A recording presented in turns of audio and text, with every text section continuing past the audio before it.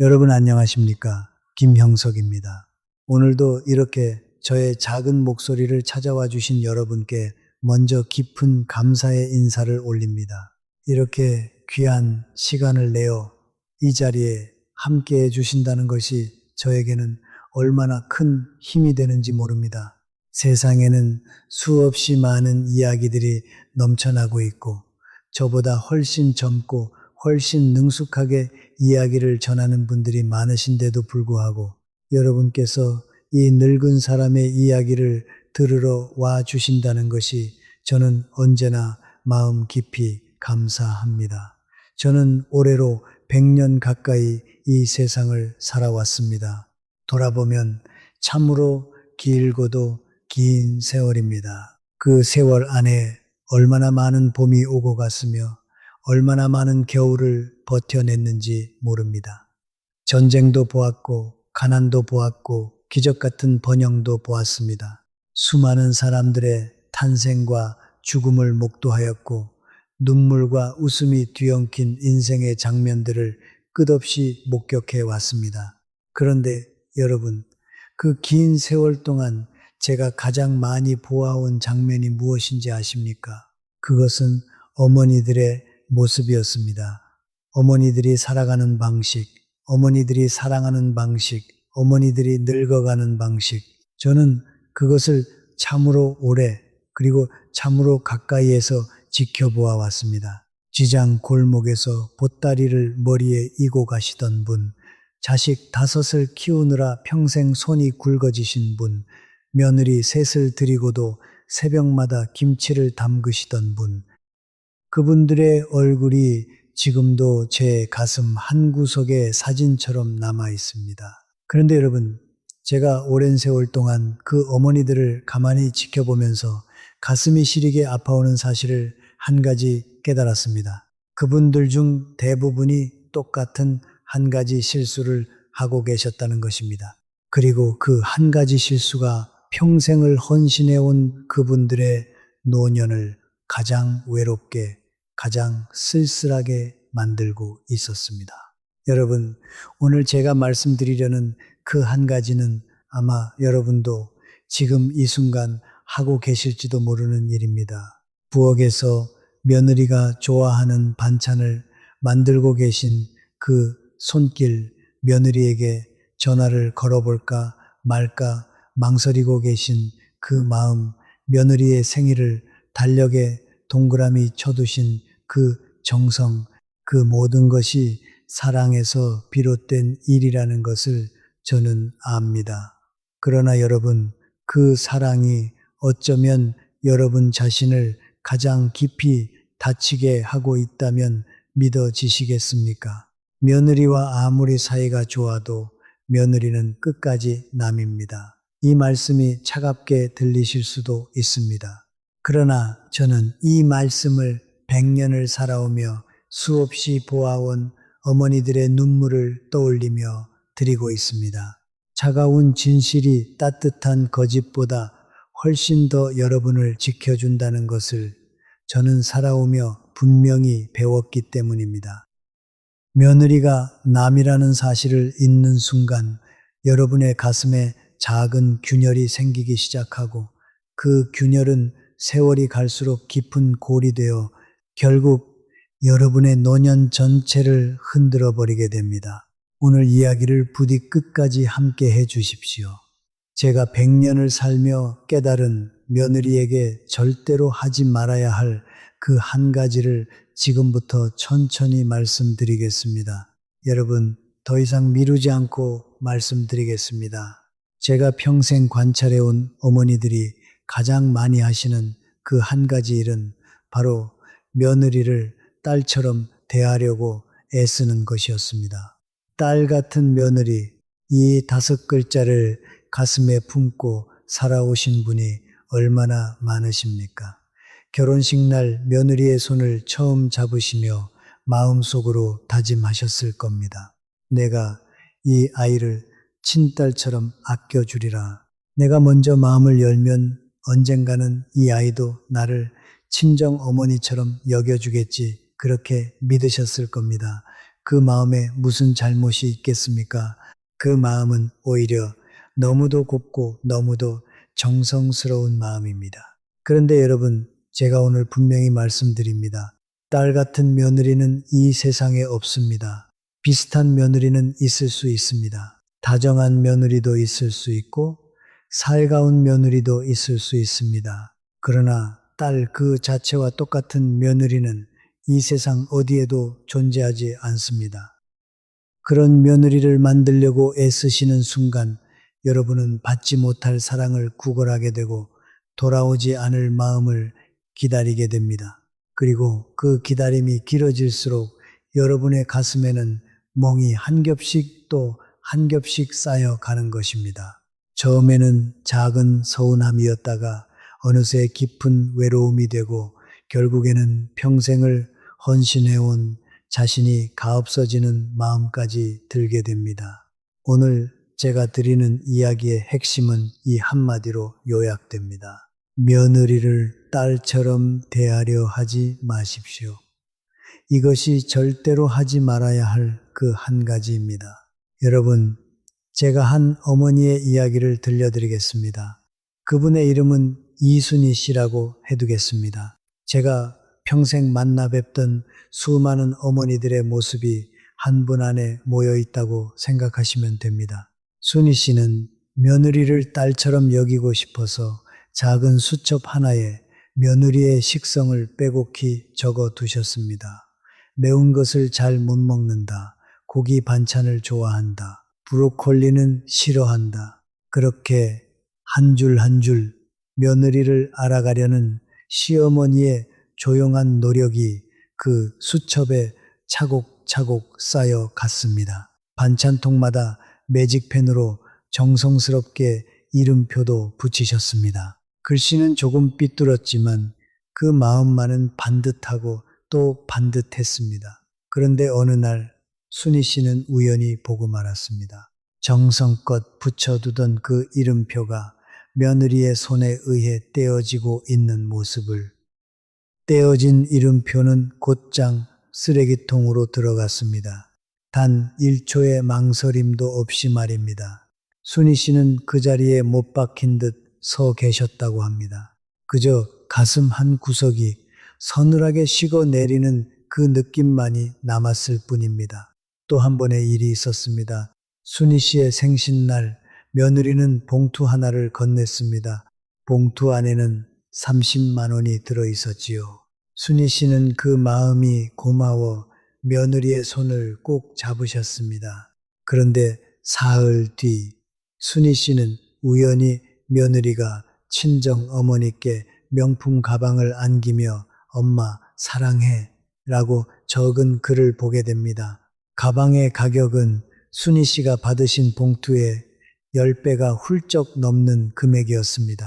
순희 씨는 그날 밤 한참을 주무시지 못하셨다고 합니다. 여러분, 순희 씨가 정말로 아팠던 이유가 무엇이었는지 아십니까? 반찬통에 이름표를 며느리가 버려서가 아닙니다. 생신 봉투가 얇아서도 아닙니다. 며느리가 친정 어머니께 더 큰 선물을 드려서도 아닙니다. 순희 씨를 정말로 아프게 한 것은 그날 밤 잠자리에 누워서야 비로소 마주하게 된 한 가지 깨달음이었습니다. 나는 며느리를 딸로 여겼는데 며느리에게 나는 그저 시어머니였구나. 내가 혼자서 딸의 자리를 만들어주고 내가 혼자서 그 자리에 며느리를 앉히려 했구나. 그러나 며느리는 단 한 번도 그 자리에 앉겠다고 약속한 적이 없었구나. 이 깨달음이 가슴을 짓누른 것입니다. 여러분, 이것이 바로 그 한 가지의 대가입니다.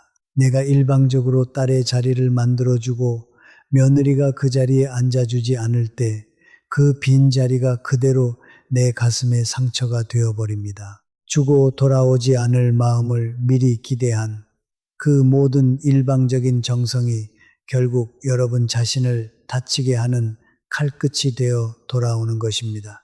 여러분, 혹시 순희 씨의 모습이 어딘가 낯설지 않게 느껴지신다면 그것은 여러분만의 이야기가 아니라는 뜻입니다. 이 땅에 거의 모든 어머니들이 한 번쯤 겪어보신 일입니다. 그렇다면 여러분, 왜 며느리는 끝내 딸이 될 수 없을까요? 제가 100년을 살며 깨달은 진실을 지금부터 말씀드리겠습니다. 여러분 중에 시골에서 과수원을 해보신 분이 계실 겁니다. 농부들은 좋은 열매를 얻기 위해 젖붙이기를 합니다. 귤나무 가지를 오렌지 나무 밑동에 젖붙이면 운이 좋으면 그 가지는 살아남습니다. 잘 자라면 가지에 잎도 무성해지고 꽃도 피고 열매도 맺힙니다. 보기에는 한 그루의 나무처럼 보입니다. 그러나 여러분, 그 가지에서 맺히는 열매는 원래 오렌지 나무 본 가지에서 낳은 열매와는 절대로 똑같지 않습니다. 비슷한 듯 열매 같은 나무에 매달려 있지만 본질이 다른 열매가 열리는 것입니다. 며느리는 바로 그 젖붙인 가지와 같습니다. 우리 가족이라는 나무에 결혼이라는 방법으로 붙어 있지만 제 몸에서 난 가지는 아닙니다. 다른 흙에서 다른 햇볕을 받으며 다른 손길에 의해 자라온 가지입니다. 그 가지가 우리 나무에 잘 붙어주고 무사히 자라주고 작은 열매라도 맺어준다면 그것만으로도 감사해야 할 일입니다. 그런데 우리는 자꾸만 욕심을 냅니다. 내가 낳은 가지에서 낳은 열매와 똑같은 열매를 그 젖붙인 가지에서도 얻고 싶어 합니다. 그것은 사람의 이치를 모르는 마음입니다.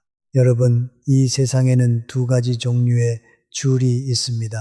하나는 피로 이어진 줄이고 또 하나는 약속으로 이어진 줄입니다. 어머니와 자식 사이에는 태어나면서부터 보이지 않는 줄이 이어져 있습니다. 그 줄은 어머니가 산고를 겪으며 만든 줄이고 자식이 첫 울음을 터뜨리며 받은 줄입니다. 이 줄은 끊으려고 해도 끊어지지 않습니다. 자식이 멀리 떠나도 끊어지지 않고 자식이 화를 내고 등을 돌려도 끊어지지 않습니다. 피가 만든 줄이기 때문입니다. 그런데 여러분, 시어머니와 며느리 사이에는 이 피의 줄이 처음부터 없습니다. 그 사이에 있는 것은 결혼이라는 약속이 만들어 놓은 사회적인 인연일 뿐입니다. 피로 이어진 줄은 자동으로 이어집니다. 양쪽이 가만히 있어도 그 줄은 계속 살아 있습니다. 그러나 약속으로 이어진 줄은 양쪽이 모두 줄을 잡고 있어야만 유지가 됩니다.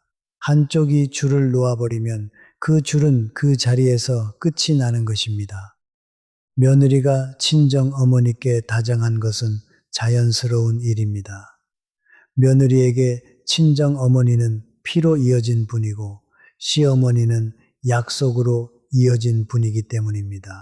그것을 부러워하거나 서운해할 일이 아닙니다. 그것이 사람의 본성이고 자연의 순리이기 때문입니다. 여러분이 이 사실 하나만 받아들이셔도 여러분의 서운함 중 절반은 사라집니다. 며느리가 친정 어머니께 명품 가방을 사드린다고 해서 그것이 시어머니를 무시한 것이 아닙니다. 며느리가 친정에 자주 간다고 해서 그것이 시댁을 외면한 것이 아닙니다. 그저 피의 줄을 따라 자연스럽게 흘러가는 마음일 뿐입니다. 저는 이 이치를 깨닫고 나서 마음이 한결 가벼워졌습니다. 그것은 며느리를 사랑하지 않게 되었기 때문이 아닙니다. 오히려 며느리를 진짜로 사랑하기 시작했기 때문입니다.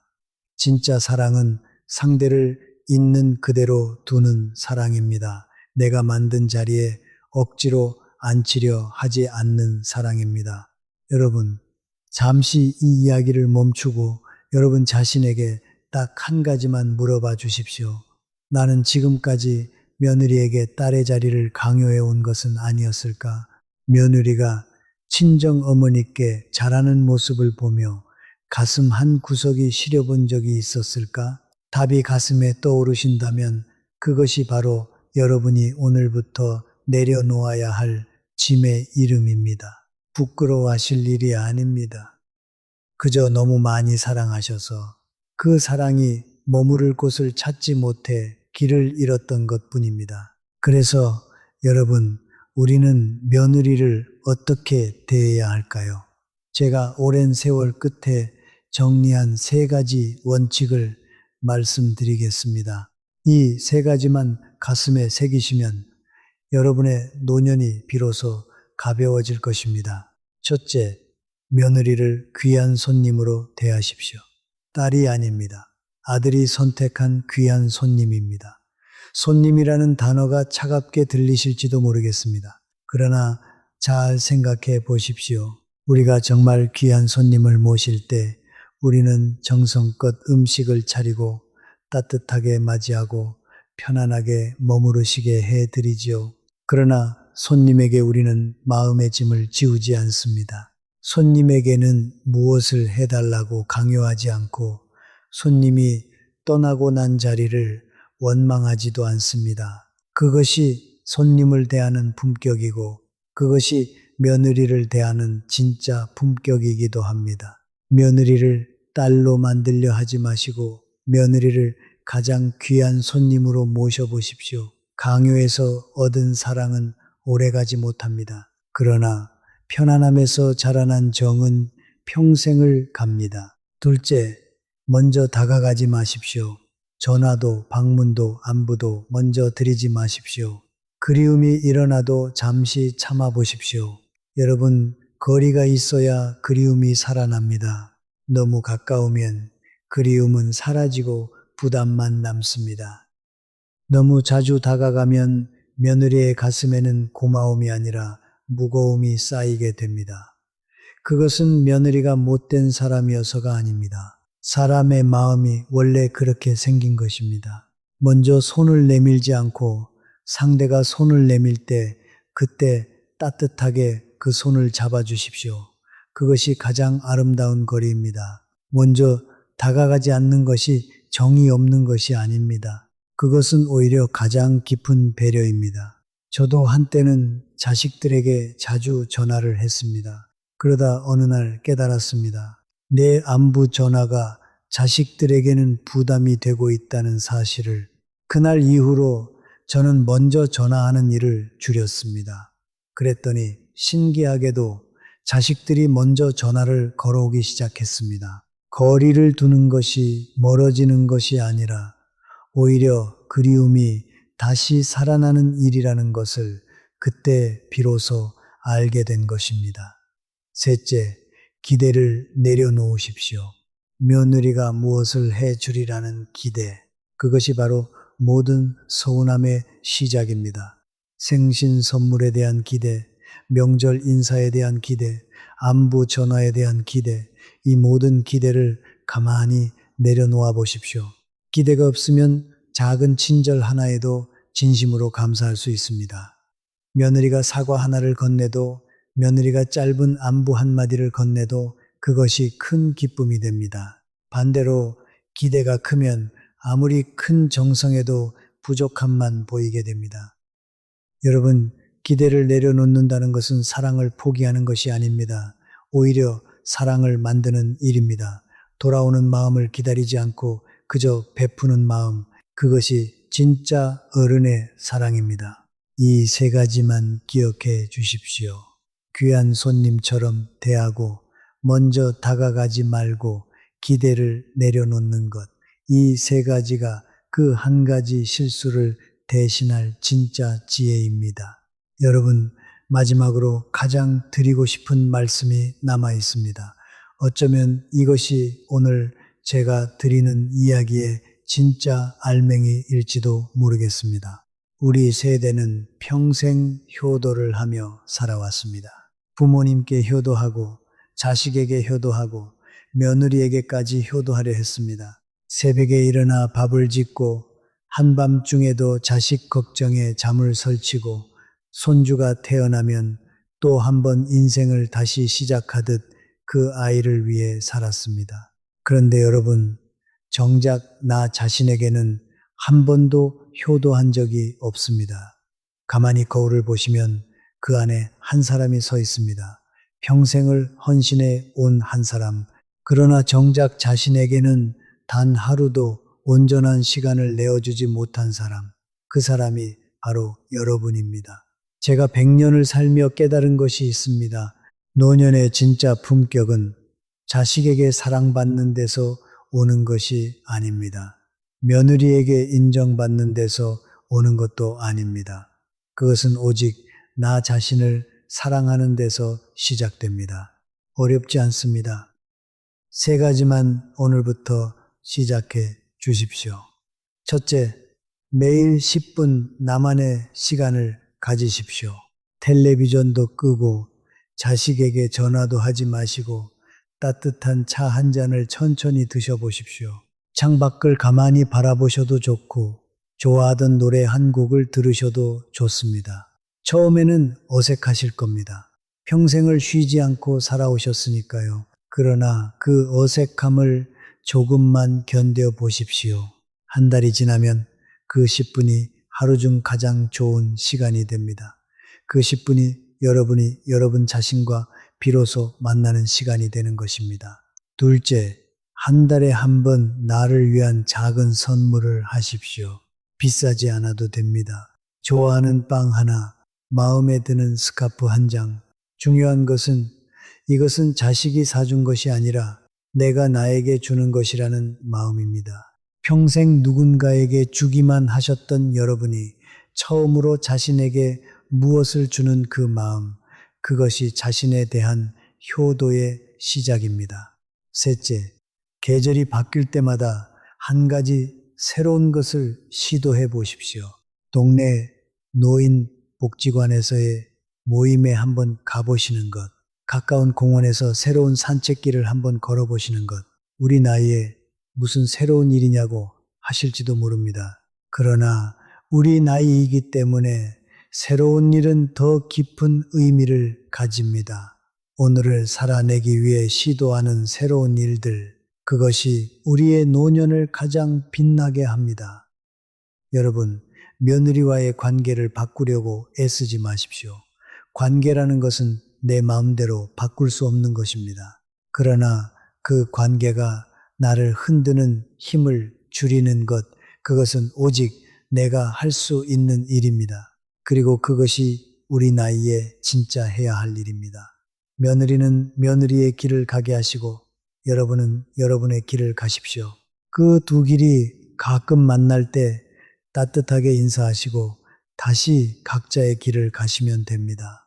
그것이 가장 아름다운 고부관계입니다. 저는 종종 이런 생각을 합니다. 우리 어머니들의 가슴에는 한 그루의 나무가 자라고 있다고. 그 나무는 평생 자식을 위해 잎을 펼쳤고 며느리를 위해 그늘을 만들어 주었고 손주를 위해 열매를 맺었습니다. 그러나 정작 그 나무의 뿌리는 자신을 위해 물을 마셔본 적이 없습니다. 이제 그 뿌리에 물을 주시는 일을 오늘부터 시작해 주십시오. 자식이 줄 물도 아니고 며느리가 줄 물도 아닙니다. 오직 여러분 자신이 여러분 자신의 뿌리에 물을 주실 때입니다. 여러분, 오늘 긴 이야기를 끝까지 들어주셔서 진심으로 감사합니다. 오늘 제가 드린 이야기를 한 문장으로 요약하면 이렇습니다. 아무리 사이가 좋아도 며느리는 남입니다. 그리고 그 사실을 받아들이는 순간 여러분의 노년은 비로소 평화로워집니다. 여러분, 며느리를 잃은 것이 아닙니다. 처음부터 제 것이 아니었을 뿐입니다. 그러나 한 가지 잊지 말아 주십시오. 며느리는 제 것이 아니었지만 여러분 자신은 언제나 여러분의 것이었습니다. 평생을 자식을 위해, 가족을 위해, 다른 사람을 위해 사셨지만 그 모든 시간 동안에도 여러분 자신은 잠시도 여러분 곁을 떠난 적이 없습니다. 가장 가까이서 가장 오래, 가장 끝까지 여러분과 함께 해온 사람은 바로 여러분 자신이었습니다. 그동안 며느리에게 쏟았던 그 정성의 절반만 이제는 여러분 자신에게 돌려주십시오. 여러분은 누군가의 어머니이기 전에, 누군가의 시어머니이기 전에 한 사람의 귀한 인생을 처음부터 끝까지 살아오신 분입니다. 그 인생의 무게를 아는 사람은 이 세상에 여러분 자신밖에 없습니다. 오늘 밤 잠자리에 드시기 전에 한 가지만 해 주십시오. 거울 앞에 잠시 서 보십시오. 그리고 그 거울 속에 비친 자신에게 딱 한마디만 해 주십시오. 수고했다. 이 세 글자면 충분합니다. 수고했다. 정말 수고했다. 평생을 그렇게 살아주어서 고맙다. 누가 알아주지 않아도, 누가 인정해주지 않아도 너는 너의 자리를 끝까지 지켜냈다. 그것만으로도 너는 충분히 훌륭한 한 사람이다. 그 말을 거울 속에 자신에게 건네주십시오. 그러면 거울 속에 그 사람이 오랜 세월 동안 처음으로 환하게 웃어줄지도 모릅니다. 오늘도 정말 수고하셨습니다. 그동안의 모든 세월, 그동안의 모든 헌신에 대해 저 김형석이 한 사람의 어른으로서 진심으로 인사드립니다. 정말 잘 살아오셨습니다. 그리고 앞으로의 날들도 부디 여러분 자신을 위해 살아주시기를 바랍니다. 평안하십시오. 안녕히 계십시오. 다음에 또 뵙겠습니다.